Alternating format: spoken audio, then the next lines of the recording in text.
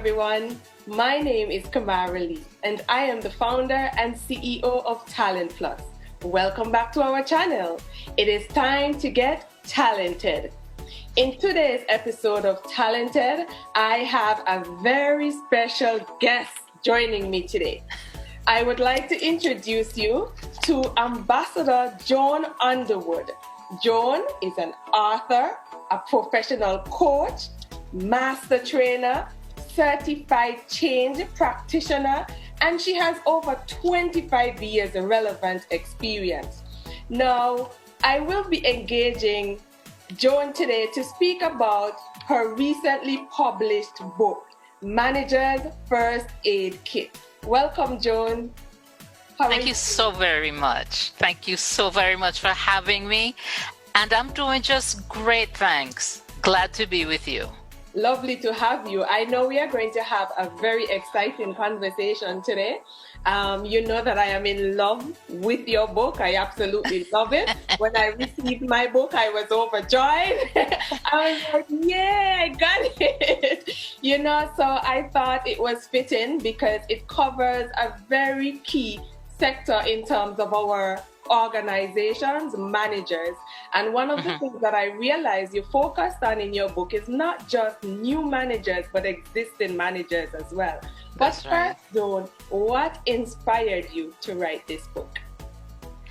So, Kamara, over the years, both in my own career and then as I have advanced and become a consultant and a coach, I have found that so many people struggle with the transition from individual contributor to becoming a manager.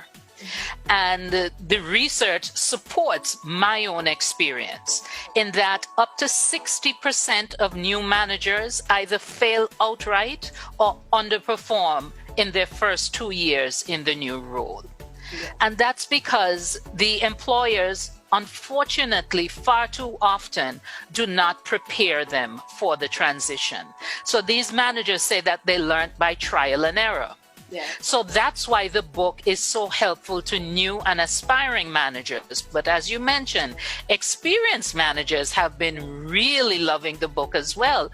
And that's because some of it reinforces what they already know, but a lot of it helps them to close gaps that, again, because they've been doing things by trial and error, learning as they go along, sometimes they really don't have that strong foundation that they need. So that's why it's resonating with both new and experienced managers. Yes, I love it. And you are absolutely right. A lot of the times we look at somebody and they're doing exceptional in their role as a line staff. And then an opportunity presents itself and we promote that person into that position without any real training. There is this theory, managers made or managers born, or made. What are your thoughts on that? All right. So the whole, nature or nurture conversation. Yes. And I don't think it's either or. I think it's a combination because some people have very good instincts.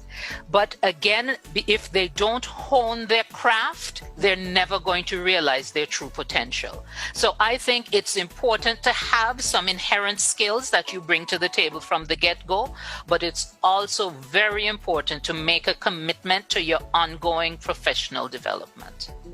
Yes, very important.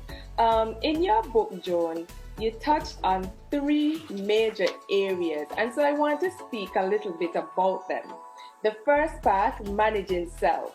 Part 2, managing others. And part 3, managing processes. Why these 3 areas? And can you tell us a little bit about each area, self, others, and processes? Absolutely. So again, most high-performing individuals get promoted to the managerial ranks. Now, when you're an individual contributor, your focus is on your work, what's on your desk at your workstation, and you're very good at that. That's why you got promoted.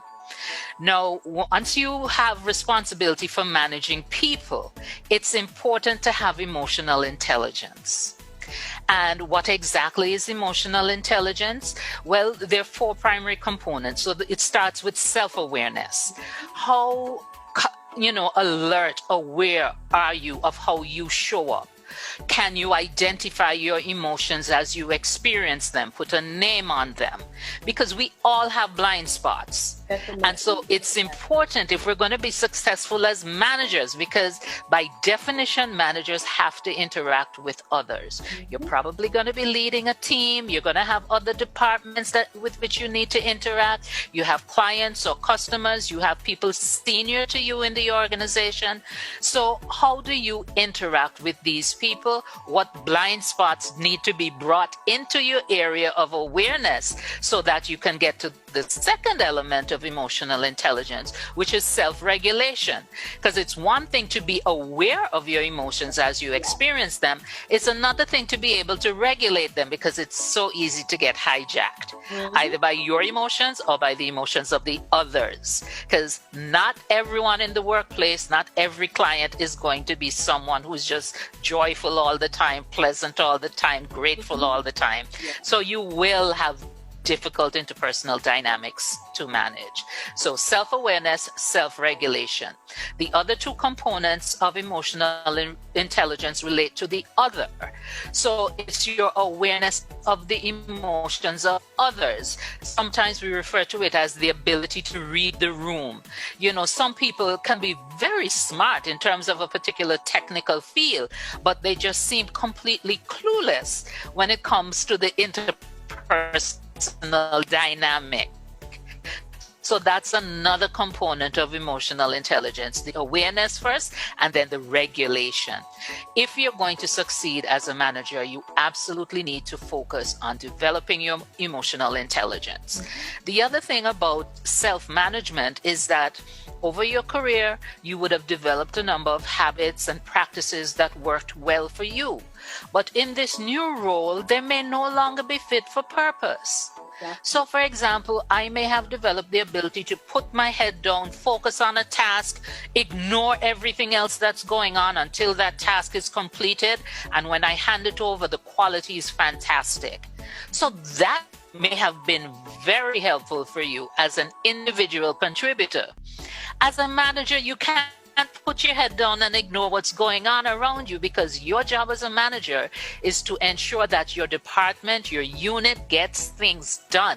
And you have to do that with and through others. So you need heads up leadership. You need to be paying attention to the other members of the team. But if you're not aware of how you're showing up, then it could be problematic. Another part of the self-management component that I know is important to you is self-care. Because as I say all the time, one of my mantras is you cannot pour from an empty cup. Yes. So you can't be there looking after your team, looking after your department, but you're not looking after self. Because if you do not take care of yourself, you're going to deplete that most important resource, which is you, and therefore you will have less to contribute. So that's why the book starts with self-management. The book, as well as this podcast, it is filled with food for thought. You will get your belly filled. Promise me you will. So I encourage you to purchase the book. Until next time, thank you for tuning in. It is time to get talented.